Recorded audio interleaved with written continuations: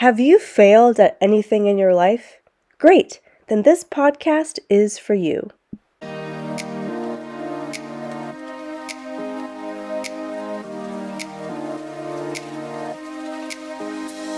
Hi, everyone. Welcome to the Elevate from Failure podcast. Welcome back if you are a subscriber.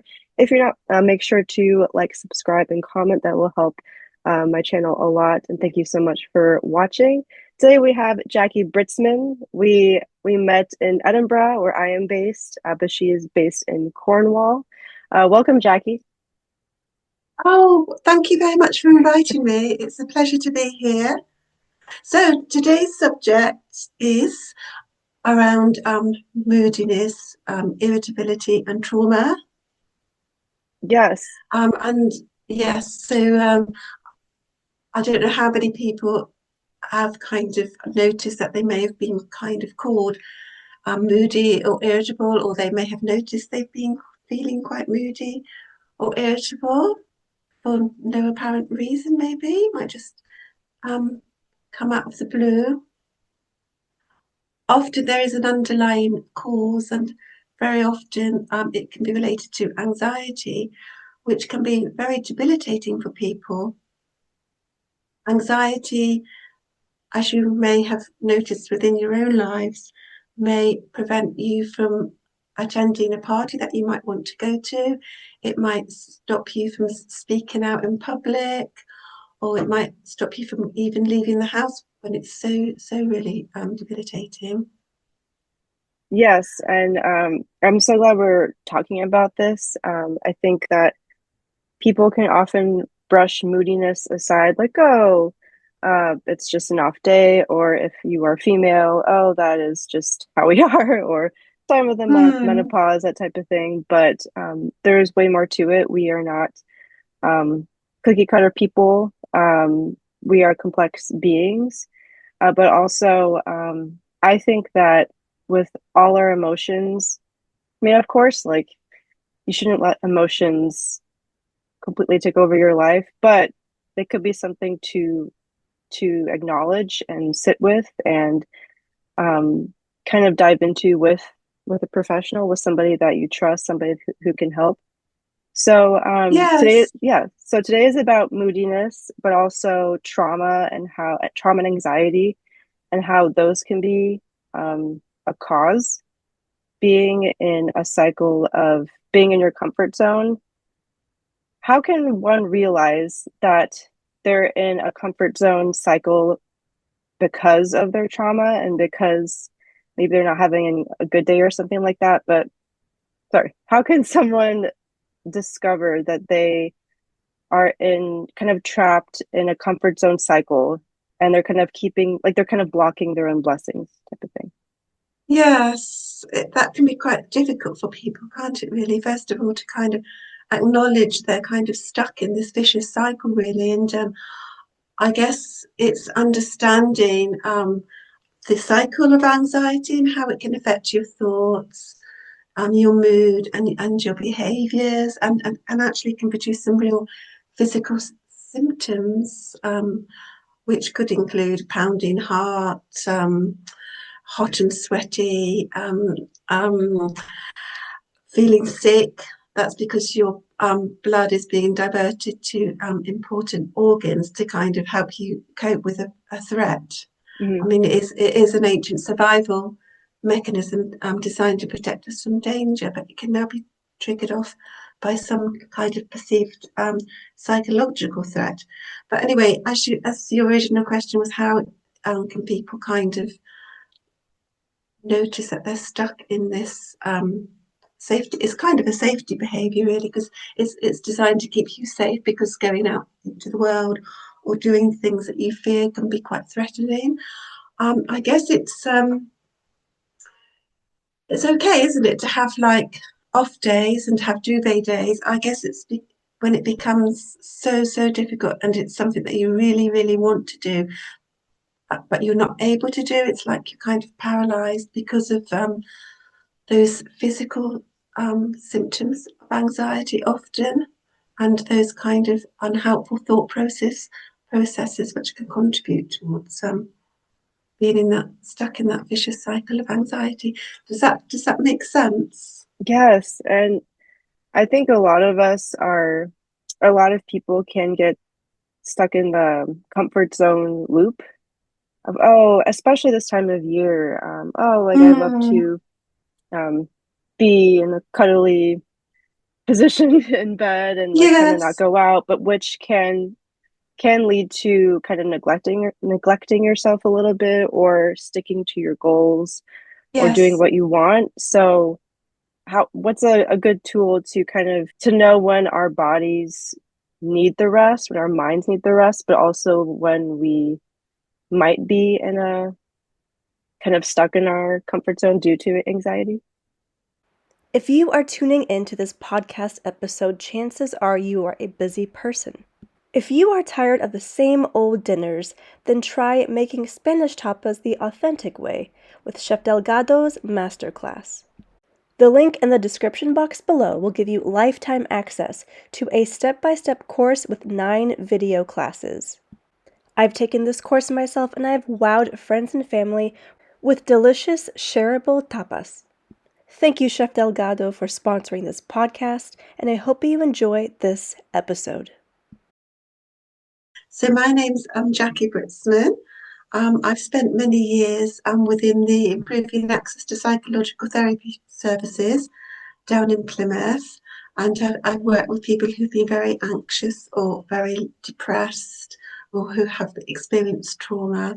I currently work as a self-employed mindfulness person-centred counsellor.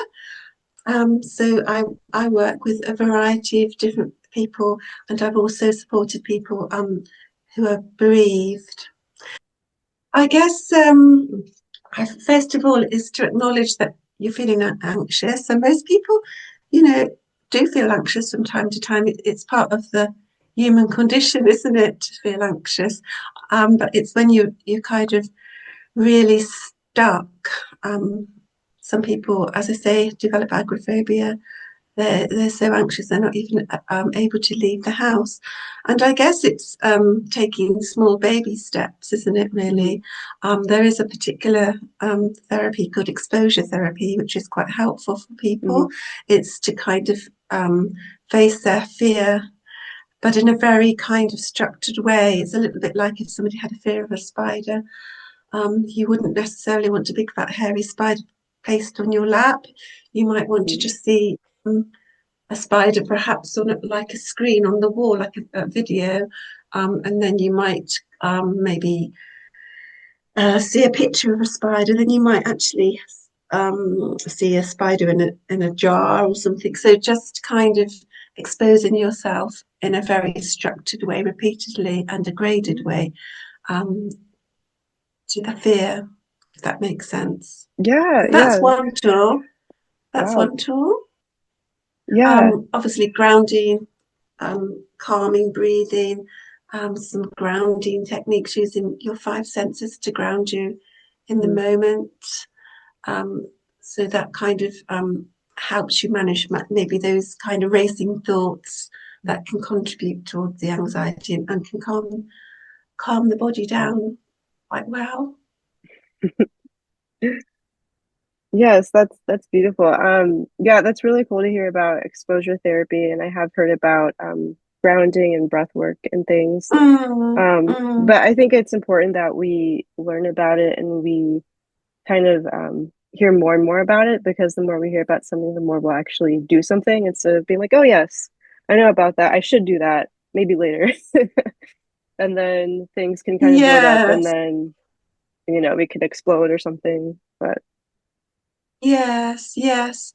It is really just acknowledging that, this situation is quite anxiety provoking and not pushing the anxiety away, breathing through it and being kind to yourself, really, and just taking small baby steps.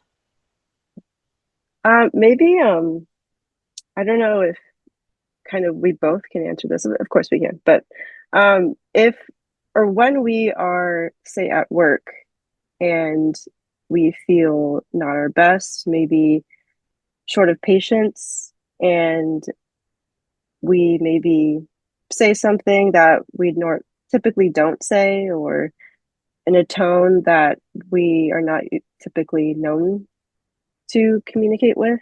And we are called moody, or maybe somebody insinuates that, like you kind of may be in a bad mood type of thing. Like, what could be a good way to handle that, both socially and within ourselves?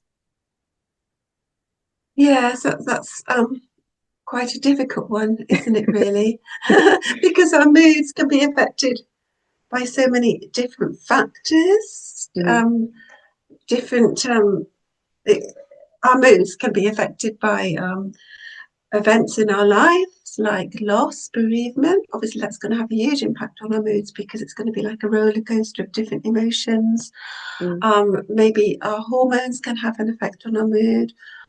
The way we think can affect our mood. Stress, if we're juggling a lot of balls in the air and things becoming quite overwhelming, that can affect our mood. Mm-hmm. So how to handle it on a personal level, I guess it's just to kind of maybe, yes, acknowledge that you are perhaps finding things a little bit difficult at the moment. And perhaps what you might want to do as a result of that, maybe you need some time out, maybe you need to go and talk to somebody, and maybe, if possible, ask what you would want from the person or the organisation or whoever you kind of communicating with.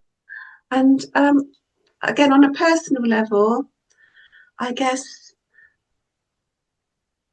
irritability, moodiness can be related to traumatic events in our lives. So, we hold trauma in our bodies in a huge way. And there might be situations in our environment. It might be a conversation, it might be a place, it might be a memory, it might be a smell. Anything could trigger a response, and then our reptilian brain kicks in, really, and we go into fight, flight, freeze mode. Often we might want to kind of fight and defend ourselves and come across as quite maybe aggressive, or we might just want to run away, or just cower in the corner and freeze and just be completely not able to kind of function. So it can also be related to past trauma. Mm-hmm. And again, it's those kind of techniques that would be helpful to kind of ground yourself in the moment. And mindfulness is a really good technique to be able to use. So that is kind of just trying to be in the moment, which I know can be really hard, because often, especially if there are triggers, it's really hard to control and manage those kind of physiological effects. Yeah, it is so difficult. I kind of want to touch on cultural differences. Being here in the UK, people and I think Northern Europeans are quite stoic. Can't really tell if they're super excited, or can't really tell what they're thinking. Americans are a little bit different. I think even Canadians as well. And then, of course, you know, the cultures like the Spanish culture, Italians are much more expressive. So, so I would assume the answer to this would be yes, that how we handle kind of like socially, like how we present ourselves, but also when we make the connection of, oh, I might this might be a pattern of how I respond to people. Let me look inwards. Let me talk to a professional. That type of thing. So, do you think it varies, or do you think we're actually quite similar no matter where we're at? Might be a loaded question.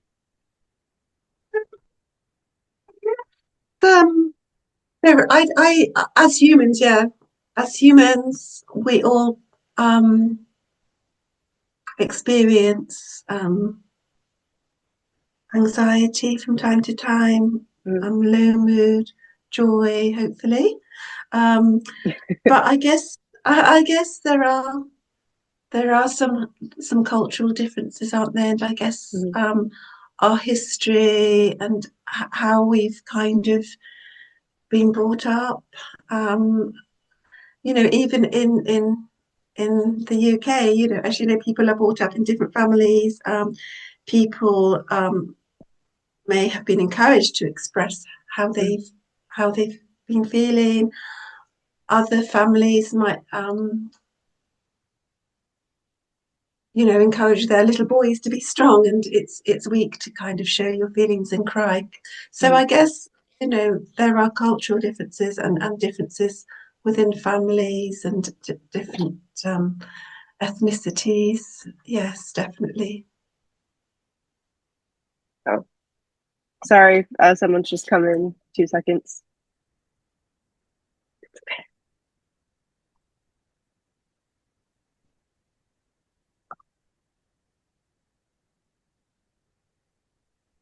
The And Jen, magic I of just Zoom. add to that. Sorry, I wanted to add to that. Of course, the British are known for their stiff upper lip, aren't they? But I was just reading an article about that. Yeah, and even in my own practice, I kind of reflect back to people that actually being vulnerable is a strength.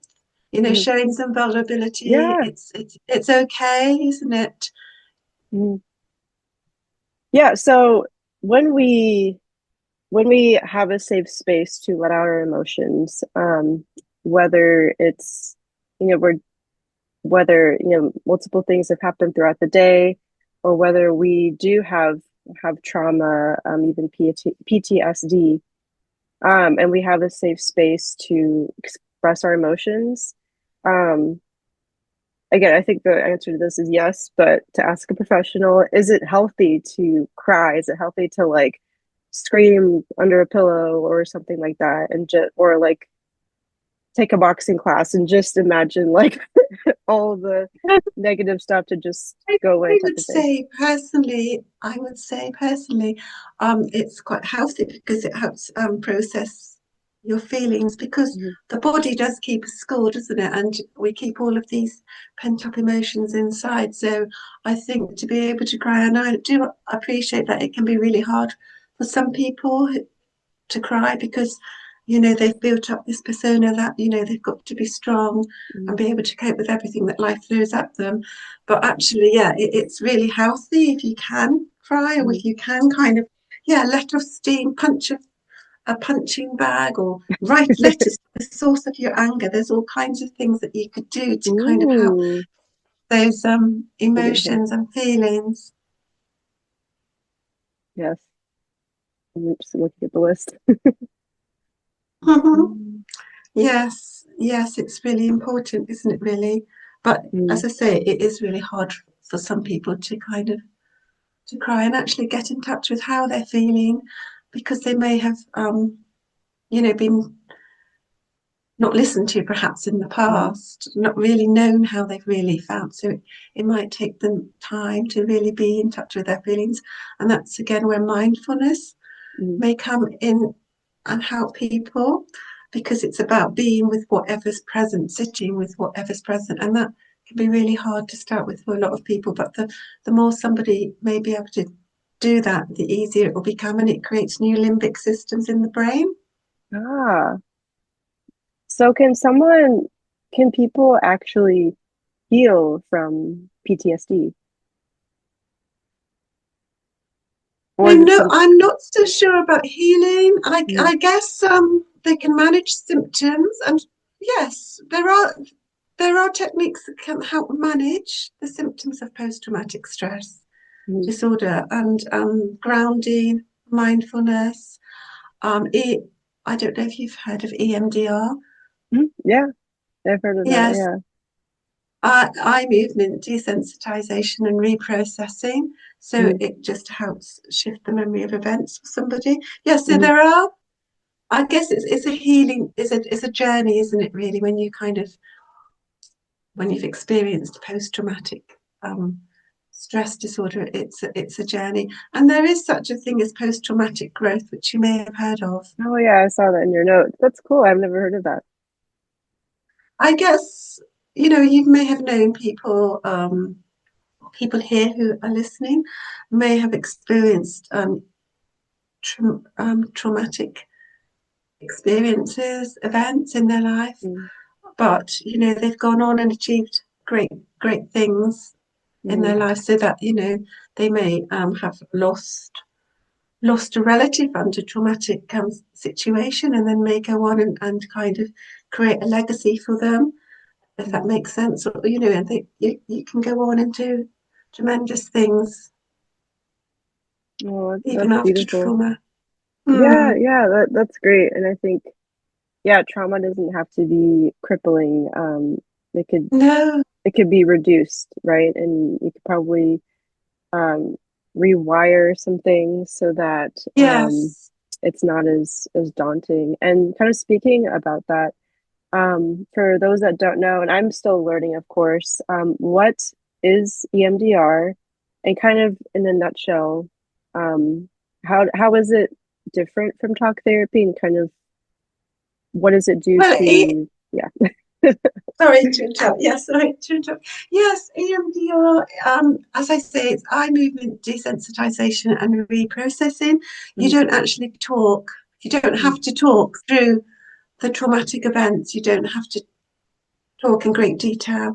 mhm, And it's normally, people normally use a light box, and it kind of goes at the left and the right side of the brain. mhm, So it kind of helps people reprocess the memory of events. mhm, So it kind of helps with those real physical symptoms of trauma that can kind of be triggered, as I say, from memories from long ago.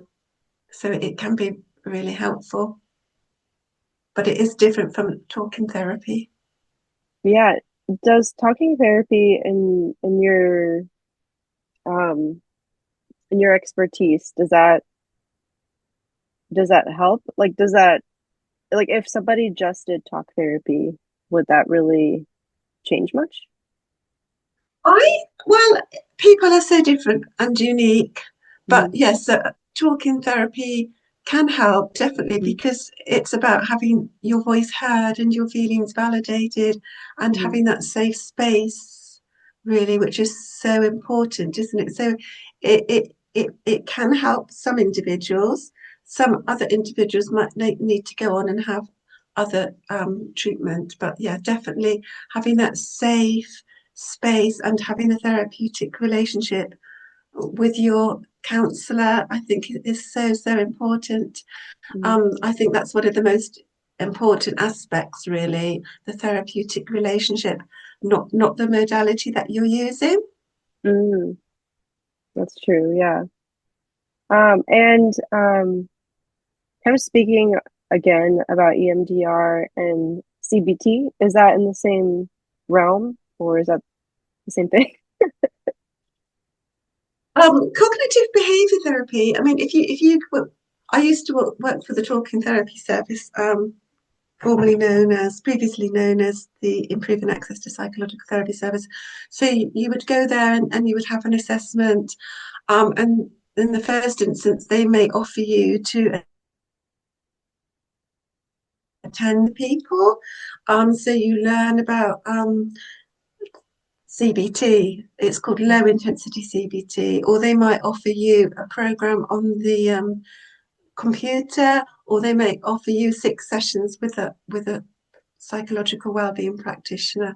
Hmm. So that's cognitive behavior therapy. So it helps people maybe notice any unhelpful thoughts that they may have, and look at ways to help them challenge those thoughts. Hmm. Because if you can challenge those thoughts, it can then have a knock-on effect on your mood, Hmm. um, your physical body, and your behavior. Or they might encourage you to maybe change something about your behavior. Maybe you're just not doing anything all day long, so they might encourage you to kind of step out of your comfort zone, and then again that will help you with your mood and will Mm-hmm. have an influence on how you're thinking about yourself in your life. Mm-hmm. So that is low intensity CBT.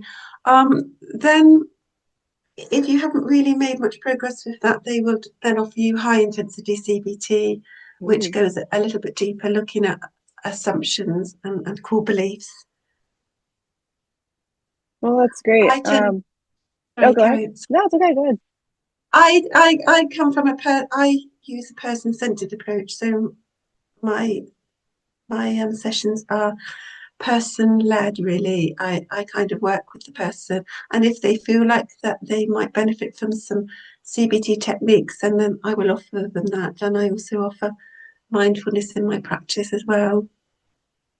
Oh, that's great. And um, do you find that, of course, you being in England, but do you find that these types of therapy are widely available in England, or is it a bit difficult for a typical person to maybe know that this is available and to get treatment?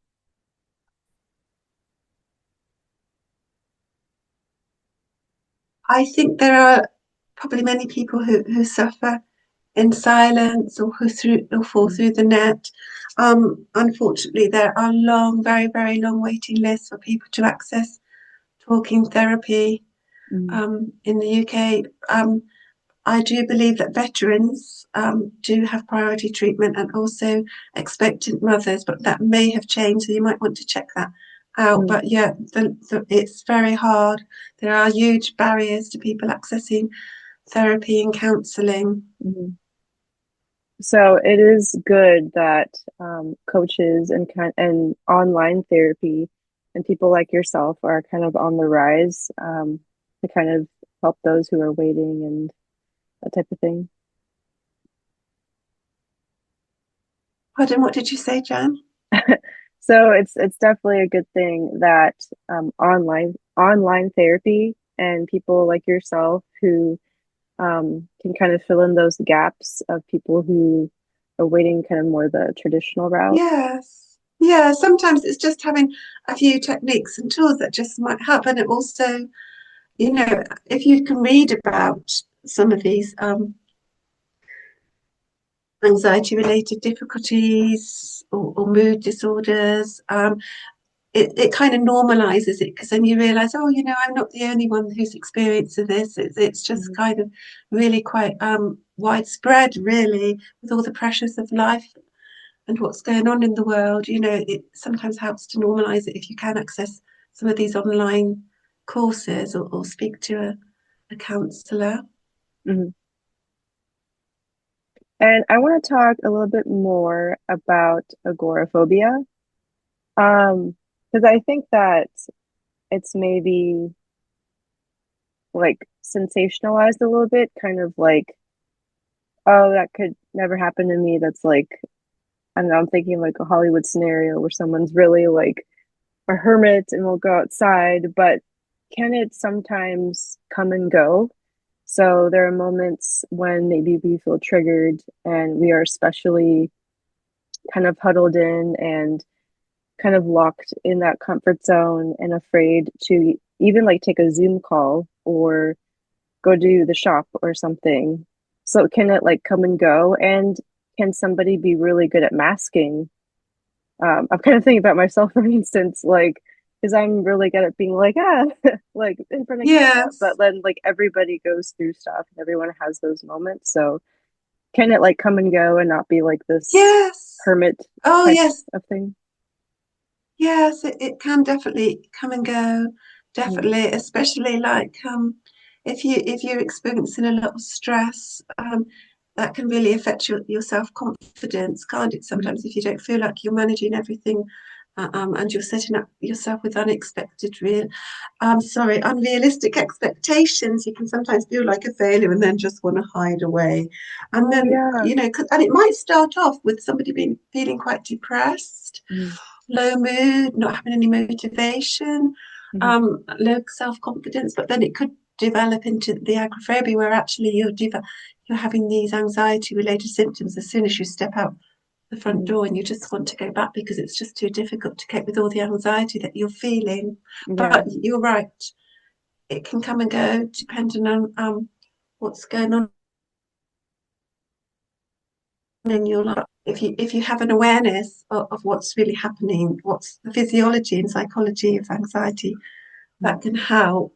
And using some CBT tools can be really helpful in helping people break out of that vicious cycle that they might find themselves in.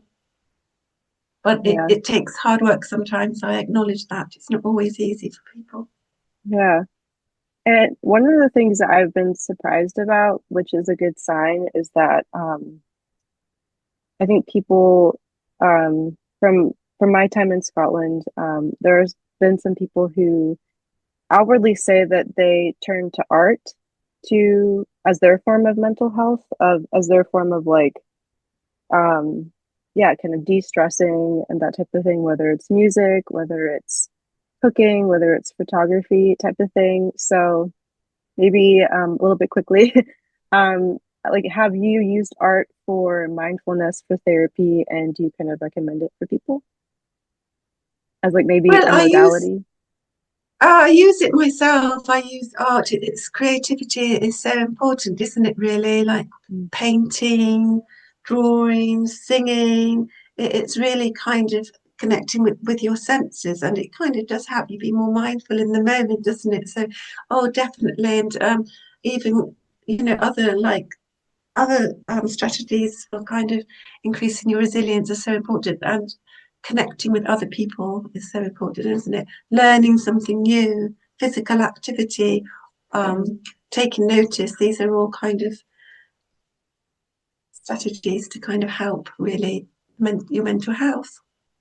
Oh, well, that's great. Yeah, I mean, I think it's good that people know that there's there's more than one way to address things, to seek treatment, and that it's a journey. Like we may, it's not linear, so we may think that we're doing great, and then we can kind of go back and move back around, and that's okay. That's life. Oh yes, exactly. Yes, that's you hit the nail on the head there, definitely, Jan. And also, it's just being kind to yourself. Giving yourself the same amount of compassion you would to a good friend. Oh, well, that's good. Well, we are kind of almost out of time, but Jackie, where can people find you? And we actually do have a little bit of time for a quick plug if you want to talk a little quickly about what you do. So, where can people find you, and what do you offer I, these I'm beautiful people? a person. I'm a self-employed person-centred counsellor down in Cornwall, but you don't necessarily have to live in Cornwall. I can kind of offer sessions over Microsoft Teams or over the telephone. I haven't developed my own website yet, unfortunately, but I've got an email address. So do feel free to kind of email me and ask for further information. My email. Would you like me to say my email address? You don't have to, we can put it on the screen. Oh, But thank you lovely. for asking. Okay, can you put it on the screen? Is that okay? Yeah, we can. Thank you. Yeah, so if you've got any questions, any further questions, anything that you would like further information about, please, or if you'd like to book in to have a session with myself, please don't hesitate to contact me. Oh, well, it's been so great to talk to you. I feel like we can chat about so many other things, but um, I think it's really important that people don't, for people to know that they don't need to downplay what they're feeling, and that they can explore it, they can sit with it, and that it matters, and that their voice matters, and that there is strength in I can't say the word, Yes, vulnerability, and showing your emotions in a healthy way, regardless of what your culture is. yeah, Yeah, definitely. Yes, thank you, Jan, and thank you so much for inviting me. It's been a pleasure. it has been. Yeah, so thank you everyone for tuning in. You will find all of Jackie's information in the description box below. Again, please like, subscribe, comment for any questions. And thank you all for tuning in. And thank you again, Jackie. And cheers from Edinburgh. Thank you. Yes, thank you everybody for listening. Thanks, Jan. Take care. Bye. Cheers, everyone. Thanks, Jackie. Bye.